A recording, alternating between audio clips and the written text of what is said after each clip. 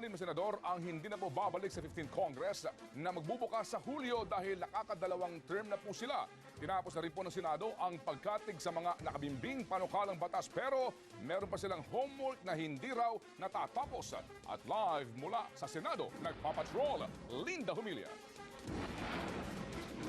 Ted, katatapos lamang pukpukin ni Senate President Juan Ponce Enrile ang gavel na hudyat ng pagsasara ng ika-14 na Kongreso. Maituturing din itong graduation day para sa 11 senador bagamat sa Hunyo at 30 pa opisyal na magtatapos ang kanilang termino. Nagkaroon ng mga seremonyas ng pasasalamat at pamamaalam pero hindi complete attendance ang mga senador dahil 13 out of 23 lamang ang pumasok. Maraming absent lalo na yung mga gumraduate na o di kaya ay tumakbo at natalo noong halalan. Bago mag-adjourn, inihabol pa ng Senado ang pagkatig sa pinal na bersyon ng panukalang Immigration Act of 2009. Layo nitong baguhin ang kasalukuyang immigration law na binalangkas noon pang 1940.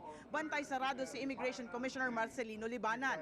Sa ilalim ng panukala, palalawigin ng 1 taon ang termino ni Libanan at kanyang mga deputy para umano tumulong sa pagbalangkas ng implementing rules and regulations. 2 senador ang graduate dahil nakadalawang termino na. Sina Senate Minority Leader Aquilino Pimentel Jr. na di na pumasok at Senador Rodolfo Biazon na nanalo namang kongresista.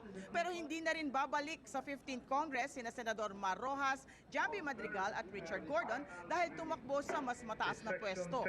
Pero ang homework na hindi natapos ang pagkumpirma sa appointment ni AFP Chief of Staff General Delfin Bangit.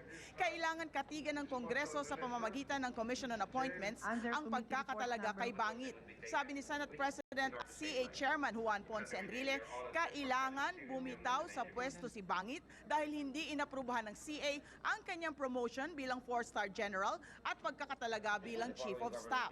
Si AFP Vice Chief of Staff Lieutenant General Rodrigo Maclang daw ang pwedeng umaktong Chief of Staff simula bukas. Sabi ng mga sources natin sa CA, itinulak ng mga backer ni Bangit na mag-hearing ang CA nitong linggong ito pero di napagbigyan.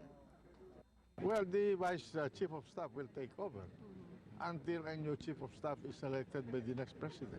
And these people are professionals. Yung kamalayan nila ay dapat baguhin upang sa ganun talaga magkaroon ng tunay na pagbabago at hindi mababaw lamang na pagbabago na dadala ng kapangyarihan, ng salapi at ng mga tinatawag nating mga survey. It is time that we make our decisions to ourselves. Ang pang-anim naman na hindi na rin babalik sa Senado sa Hulyo ay si Presidential Frontrunner Benigno Noynoy Aquino III. Hanggang 2013 pa dapat, Ted, ang termino ni Senador Noynoy Aquino pero inaasahan ngang tatawid na nga siya papuntang Malacanang.